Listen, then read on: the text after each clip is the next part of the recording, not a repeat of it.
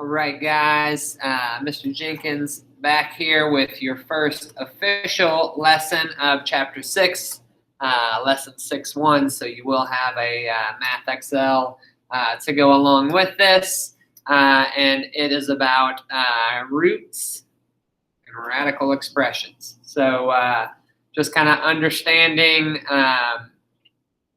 just how just those roots and those radical expressions kind of tie in together. So we're used to radical expressions that contain the second root. So now we're really just going to get into some higher roots or indices. So these are some vocab terms to understand. Index is the root. Radicand is the number we're taking the root of, and then you guys know what a radical sign looks like. All right. So if n is odd, so if we're taking an odd root, then you only have one real root. So that can be positive or negative.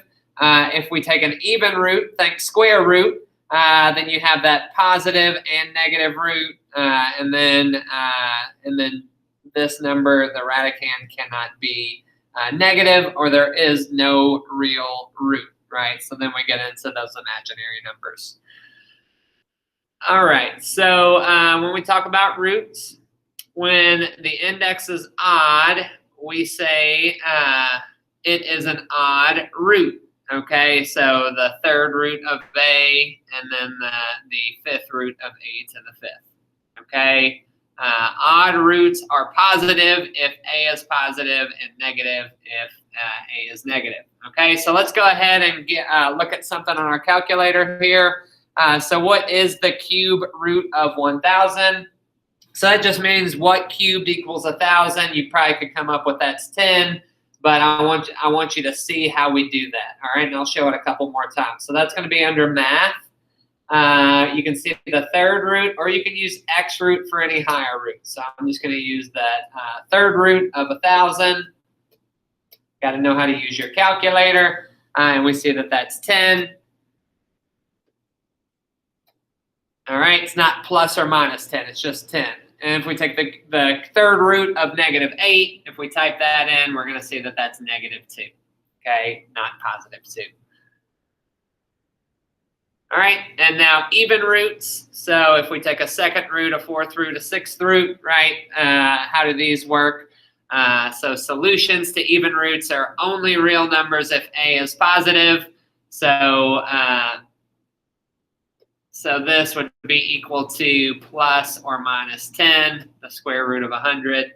The fourth root is 625, so let's look at that in the calculator. So we want to go to math again. We wouldn't want the third root, we'd want x root, right? So I've actually started that out incorrectly.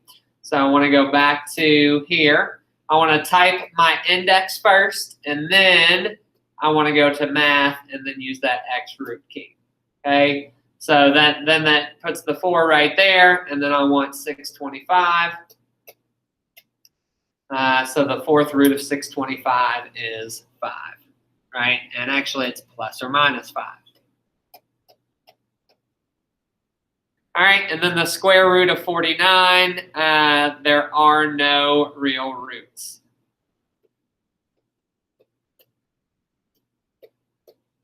But we know from last chapter that would be equivalent to 7i. I guess plus or minus 7i. Okay.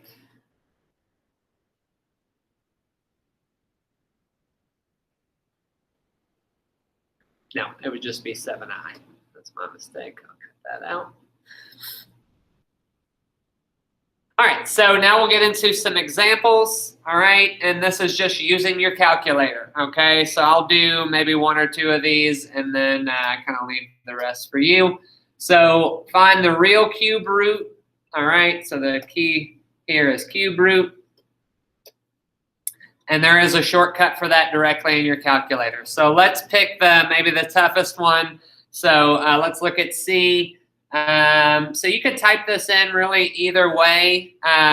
You could think of it this way. Cube root of 1 over cube root of 27.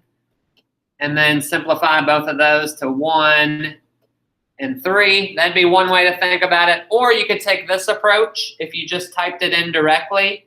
Go to math and then cube root. So option 4 again. Notice I'm showing that a bunch. And then just type in 1 over 27. You get that, and you might know that that's 1/3, or you can go to math and fraction, and then it'll change it to 1/3 for you. So a couple options there. All right, looking at example 2, we're looking at fourth roots. So for this one, we're taking the fourth root of a given number. So let's just do A and actually let's do B and C. So if you just look at this and remember, I'm taking an even root. I can't take an even root of a and get a real root of a negative. So you might just know no real roots. If you forget, though, because we're not used to dealing with fourth roots, then you could just type it in and your calculator will help you there. So 4 for my index, and then I'm going to use the X root button, and then negative 0.0001. So in real mode, all calculations must in a real number. So that's a good reminder that, okay, that's not going to work. All right, and then looking at C, the fourth root of 16 over 81. So 4 is my index. I'm going to go to math and then X root. And then 16 over 81, I'm just going to use a division bar there. I know that that's 2/3, but if I don't, I just go to math and turn that into a fraction and hit enter, and there you go, 2/3. Again, that's the calculator approach. The other approach would be, what is the cube root of 16? That'd be 2. What is the cube root of 81? That'd be 3. Sorry, what is the fourth root? I said cube root. But anyways, that would be the other approach. Let's just do a couple more. What's the real fifth root of each number? So just fifth root would be, the only difference between this and the last one would be you would type 5 for your index, and I don't know, just pick one. Let's just do the fifth root of 32. So 5, math, option 5, and then 32. Going to be 2, okay, because 2 to the 5th power is equal to 32. So what we're saying here is the 5th root of 32 is equal to 5. I don't know why I said 5, I meant 2. We'll try that again. The 5th root of 32 is equal to 2, because 2 to the 5th equals 32. All right, I'm going to skip all these square root ones. You can find those in the notes. Okay. All right, looking at this one, find each real number root. Okay, so I can take the odd root of a negative, right? So the third root of 125 is 5. So the third root of negative 125 is negative 5. The fourth root of negative, I can stop there, can't do it. There is no real root for B.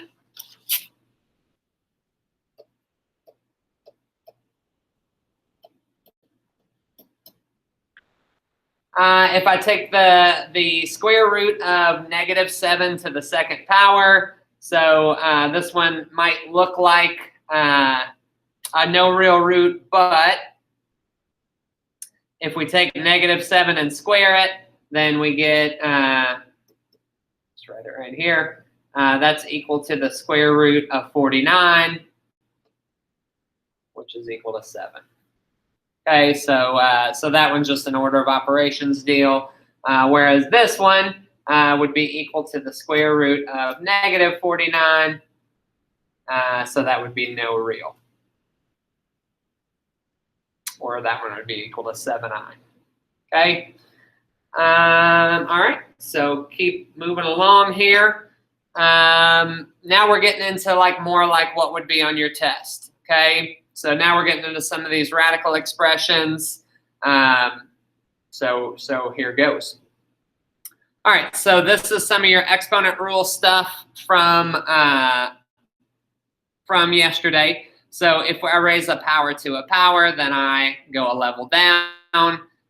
So we would multiply the exponents. So this is equal to x to the 6th, right? So by that same logic, if we go the other way then, how could we take the third root of x to the 6th?